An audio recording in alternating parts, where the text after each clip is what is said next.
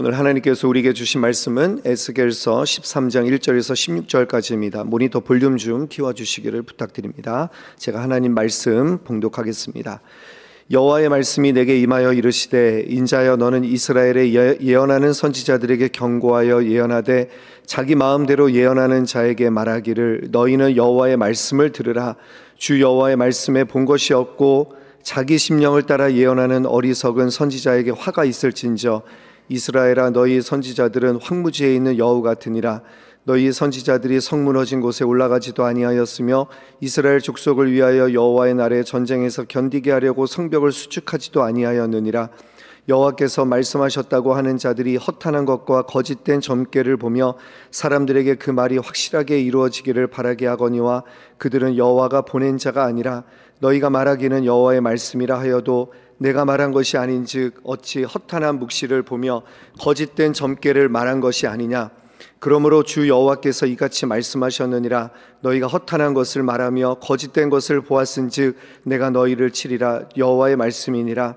그 선지자들이 허탄한 묵시를 보며 거짓 것을 점쳤으니 내 손이 그들을 쳐서 내 백성의 공회에 들어오지 못하게 하며 이스라엘 족속의 호적에도 기록되지 못하게 하며 이스라엘 땅에도 들어가지 못하게 하리니 너희가 나를 여호와인 줄 알리라.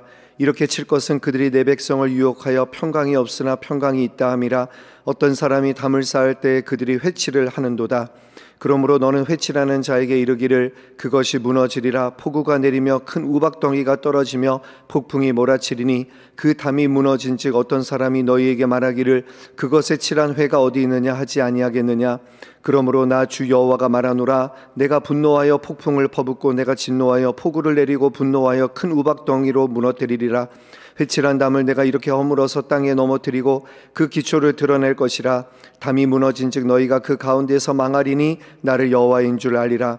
이와 같이 내가 내 노를 담과 회칠한 자에게 모두 이루고 또 너희에게 말하기를, 담도 없어지고 칠한 자들도 없어졌다 하리니 이들은 예루살렘에 대하여 예언하기를, 평강이 없으나 평강의 묵시를 보았다고 하는 이스라엘의 선지자들이니라. 주 여호와의 말씀이니라. 아멘. 네, 오늘 말씀은 거짓 예언하는 선지자들에 대한 심판의 경고를 담고 있는 말씀입니다. 1절에 다시 한번 볼까요? 1절 말씀을 보시면 이렇게 말씀합니다. 여호와의 말씀이 내게 임하여 이르시되, 2절도 한번 보겠습니다. 2절 보시면, 인자야, 너는 이스라엘에 예언하는 선지자들에게 경고하여 예언하다. 함께 읽을까요? 자기 마음대로 예언하는 자에게 말하기를, 너희는 여호와의 말씀을 들으라. 여호와의 말씀을 들으라. 여러분, 누구에게 들으라는 것입니까? 자기 마음대로 예언하는 자들에게 여호와의 말씀을 들으라는 것입니다. 여러분, 신앙생활은 요약하면 듣는 것입니다.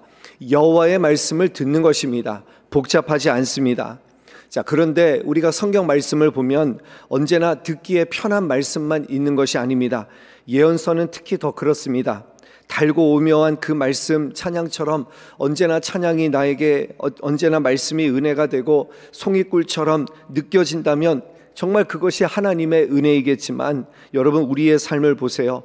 하나님 앞에서 우리의 모습이 온전하지 않기 때문에 이런 어떤 말씀은 나에게 어떤 위로를 주는 것 같지만 어떤 말씀은 나를 질책하고 있는 것 같아서 두려운 마음이 앞서게 될 때가 있습니다. 여러분, 그렇지만 기억하십시오. 신앙생활은 듣는 것입니다. 하나님의 말씀을 듣는 거예요. 무슨 말씀을 하시든지 여러분, 그 말씀을 듣는 것, 어떤 채찍의 말씀이라도 듣는 것이 바로 신앙생활입니다. 그런데 오늘 말씀은 이 듣지 않는 자들을 가리켜서 뭐라고 했냐면, 자기 마음대로 예언하는 자에게 경고하는 말씀입니다.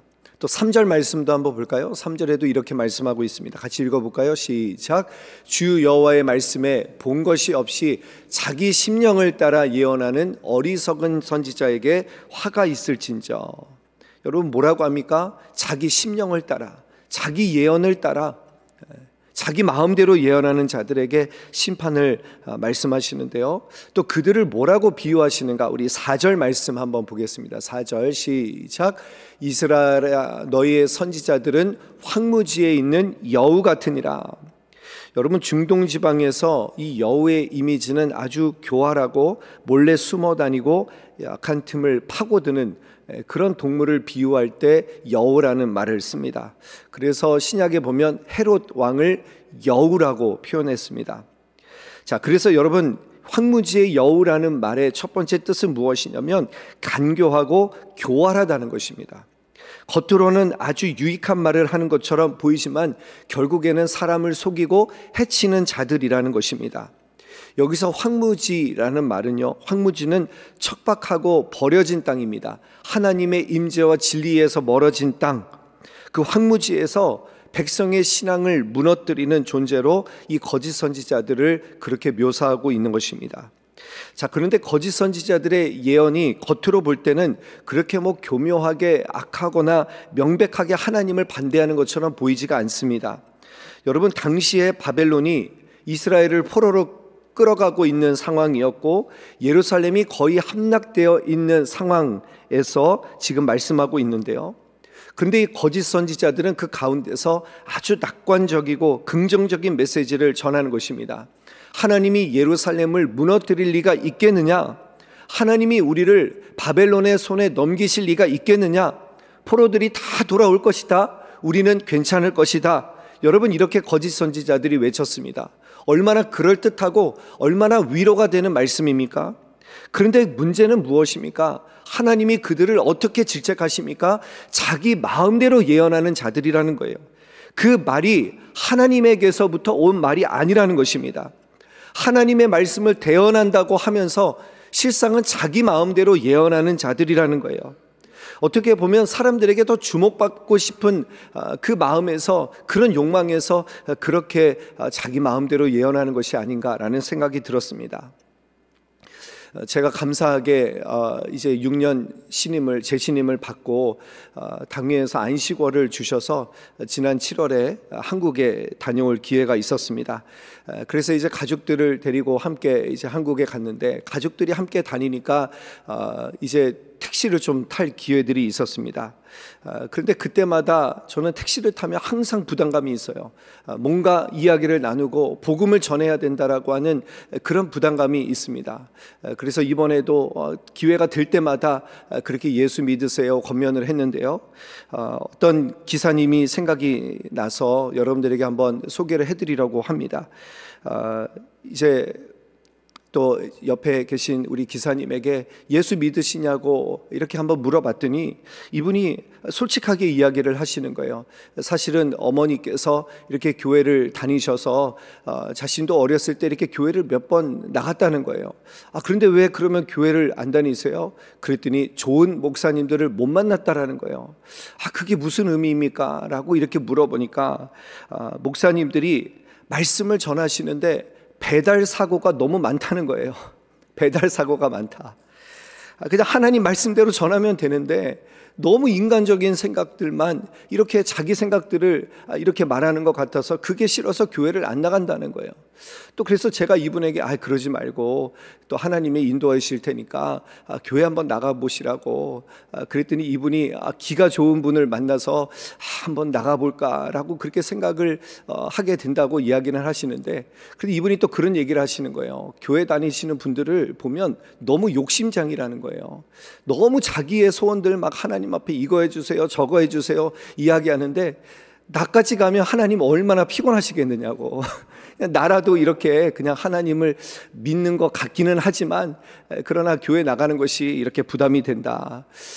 그래서 참 이분에게 더 이야기하고 싶은 생각이 들어서 제가 그런 적이 없는데 그 원래 목적지보다 더 가시라고 하면서 이분의 이야기를 들어드리고 그리고 꼭 교회 나가시라고 그렇게 권면을 드렸습니다. 우리 가족들도 함께 그 이야기를 들었어요. 생생히 들었어요. 배달 사고. 여러분, 이것은 여러분 정말 목회자에게, 저에게 주신 하나님의 명령, 하나님의 메시지와도 같았습니다. 정말 정신이 번쩍 드는 이야기였습니다. 물론 지금의 그 당시의 예언자와 지금의 목회자가 똑같은 사역을 하는 것은 아닙니다. 그러나 목회자가 강단에서 설교하는 것은요, 하나님의 뜻을 전달하는 그런 면에서 어떻게 보면 예언자와 그 사역이 닮아 있습니다. 자, 그렇다고 한다면 여러분, 목사가 딴소리하면 안 되는 거죠. 목사가 딴 뜻을 품으면 안 되는 것이죠. 그 목사는 정말, 목회자는 하나님의 뜻으로 충만해져야 되는 것이구나, 그것을 다시 한번 깨달을 수 있었습니다. 자, 그 다음에 이제 여러분, 황무지의 여우라는 말, 아까 강교하고 교활하다는 말씀을 들었는데요, 또 아가서 2장 15절에 보면 여우가 나오는데, 그 여우는 포도원, 작은 포도원을 허무는 여우라고 그렇게 나와 있습니다. 여러분, 예수님께서 자신을 포도나무라고 하셨습니다. 그리고 우리를 가지라고 하셨습니다. 자, 그렇다면 우리가 예수님께 붙어 있으면 여러분, 반드시 열매를 맺게 되어 있는데, 이 거짓 선지자들이 그 여우 같다는 것은 무슨 뜻입니까? 그 포도원을 허무는 여우의 역할을 한다라는 거예요. 그 말은 무슨 말입니까? 우리가 합당한 열매를 맺어야 되는데, 예수님께 붙어 있으면 우리가 열매를 맺어야 되는데, 그 합당한 열매를 못 맺도록 그렇게 그 포도원을 허무는 역할을 한다라는 것이죠. 여러분, 그러니까 이스라엘 백성들은 지금 회개해야 됩니다.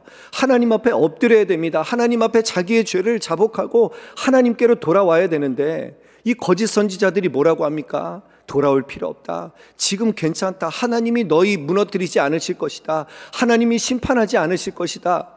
그렇게 하면서 이스라엘 백성들이 맺어야 될 그 회개의 열매를 맺지 못하게 하고 있다는 것입니다. 여러분, 이것이 거짓 선지자들의 잘못이라는 것입니다. 우리가 그리고 읽지는 않겠지만 5절부터 9절까지 보시면 이 거짓 선지자들의 잘못이 무엇인가를 적나라하게 하나님께서 구체적으로 드러내주고 계십니다. 무너진 성벽을 막지 않았다. 하나님의 이름을 사칭했다. 거짓 평안을 전하고 있다. 그래서 결국에는 하나님께서 심판하신다라고 말씀하고 계시는 것입니다. 자, 그 다음에 여러분 10절 말씀 같이 한번 읽어보도록 하겠습니다. 10절 시작. 이렇게 칠 것은 그들이 내 백성을 유혹하여 평강이 없으나 평강이 있다 함이라. 어떤 사람이 담을 쌓을 때 그들이 회치를 하는도다. 여러분, 여기서 거짓 선지자를 가리켜서 담을 쌓을 때 그들이 회치를 하는도다 라고 그렇게 비유하고 있습니다. 회칠이라는 것은요, 페인트 칠을 해가지고 보기 좋게 만드는 거예요. 그럴싸하게 그렇게 보이게 만드는 것입니다. 그래서 하나님께서 말씀하십니다. 이 회칠하는 자들, 이 거짓 선지자들에게 하나님께서 뭐라고 말씀하십니까? 우리 11절 말씀 한번 읽어보겠습니다. 11절 시작. 그러므로 너는 회칠하는 자에게 이르기를 그것이 무너지리라. 폭우가 내리며 큰 우박덩이가 떨어지며 폭풍이 몰아치리니. 여러분, 실제로는 평안하지 않은데 막 평안하다고 거짓 예언을 전하는 이 예언자들에게 하나님께서 뭐라고 말씀하십니까? 폭우가 내리고 큰 우박이 떨어지고 폭풍이 몰아치게 된다라는 거예요.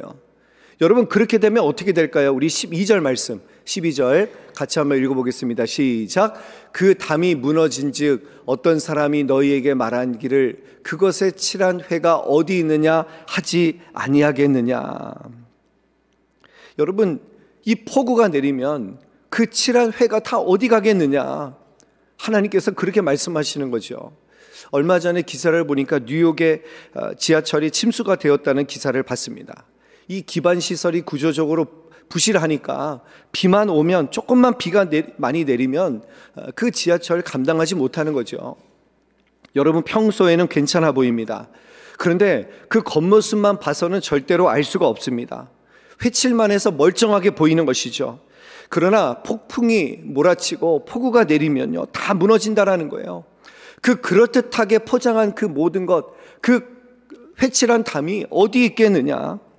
여러분, 이 폭풍은 바벨론의 군대를 상징합니다. 그러니까 결국 회개하지 않으면, 하나님의 말씀을 듣지 않으면 다 무너지게 된다라고 하는 하나님의 경고의 메시지입니다. 제가 이 말씀을 묵상하는데 여기서 마태복음 7장에 반석 위에 지은 지혜로운 자와 모래 위에 집을 지은 그 비유가 생각이 났습니다. 여러분, 반석 위에 지은 집과 모래 위에 지은 집은요, 평소에 볼 때는 똑같아요. 표시가 안 나요. 그런데 어디서 결정적으로 차이가 납니까? 비가 내리고 창수가 내고 바람이 불면 모래 위에 지은 집은 무너지게 된다는 것입니다. 여러분, 이 비유에서 예수님께서 반석 위에 지은 지혜로운 사람을 뭐라고 하시냐면 마태복음 7장 24절을 보면 이렇게 말씀합니다. 누구든지 나의 이 말을 듣고 행하는 자는 그 집을 반석 위에 지은 지혜로운 사람 같으니리. 반석 위에 지은 사람은 어떤 사람입니까? 하나님의 말씀을 듣고 그리고 그 말씀을 행하는 자가 반석 위에 집을 지은 사람이라는 것입니다. 여러분, 하나님의 말씀을 듣고 행하여야 된다고 예수님께서 분명히 말씀하신 거예요. 그래서 야고보서 2장 22절에 보면 이런 말씀이 있습니다. 네가 보거니와 믿음이 그의 행함과 함께 일하고 행함으로 믿음이 온전해지느니라, 이렇게 말씀하고 있어요. 믿음이 행함과 함께 가야 된다는 거예요. 여러분, 그럼 보세요. 모래 위에 집을 지은 사람은 어떻습니까? 말씀을 똑같이 들어요. 그렇죠? 말씀을 듣는 것에서는 똑같은 성도로 보입니다. 그렇지만 말씀을 듣는데 행동이 달라요. 말씀을 듣는데 삶에서 살아가는 모습이 다르다라는 것입니다. 여러분, 기억하시길 바랍니다. 반석 위에 집을 지은 자나 모래 위에 집을 지은 자나 평상시에는 똑같아요. 표시가 안 나요. 여러분, 그럴듯하게 포장할 수 있어요. 성경을 안 읽어도 그냥 말씀 묵상하고 기도하는 사람처럼 보일 수 있어요. 하나님의 말씀대로 안 살고 그냥 교회에 나와서만 거룩한 척하면서 그렇게 신앙생활을 할 수 있습니다. 그렇지만 어디서 표가 납니까? 위기가 오면요. 여러분, 인생에는요 반드시 치명적인 어려움이 오게 된다는 것입니다. 폭풍이 오고 비가 오고, 여러분, 그렇게 바람이 불 때 그때 이제 확연하게 차이가 나게 된다는 것입니다. 오늘 말씀은 우리에게 분명히 말씀하고 있습니다. 하나님의 말씀을 듣고 내 생각대로 살아가는 사람인가, 아니면 하나님의 말씀을 듣고 그대로 행동하는 삶을 살아갈 것인가. 여러분, 그래서 내 신앙생활이 정말 이 회개에 합당한 열매를 맺고 있는가, 정말 예수님께 붙어 있어서 내가 정말 그 열매를 맺어가고 있는가. 오늘 말씀은 그것을 우리에게 도전하고 있다라고 생각을 합니다. 오늘 이 말씀을 여러분 꼭 기억하십시오. 말씀을 들어야 됩니다. 그리고 말씀을 듣고 행하는 사람이 되어야 됩니다. 하나님께서 우리에게 요구하시는 그 열매가 있습니다. 우리가 맺어야 될 열매가 있습니다. 여러분, 그 열매를 맺고 있는가? 오늘 말씀을 다시 한번 기억하시고 오늘 하나님 앞에 우리가 함께 기도의 자리로 나아갔으면 좋겠습니다. 오늘 말씀은 심판의 말씀입니다. 쉽지 않은 말씀입니다. 그렇지만 이 말씀을 통해서 우리가 내 삶의 기초를 다시 한번 세웠으면 좋겠습니다. 그리고 돌이킬 기회를 주실 때 우리가 주님 앞에 엎드려서 주님 앞에 간구하고 회개하면 주님 다시 우리를 세워가시고 우리를 일으켜 주실 줄로 믿습니다. 다시 한번 겸손히 하나님의 말씀을 듣는 자로, 내 생각대로, 자기 예언대로, 자기 마음대로 심령을 따라서 그렇게 살아가는 사람이 아니라 하나님 말씀대로 행하고 하나님 말씀대로 살아갈 수 있는 저와 여러분들의 복된 삶이 되시기를 주님의 이름으로 간절히 축원합니다.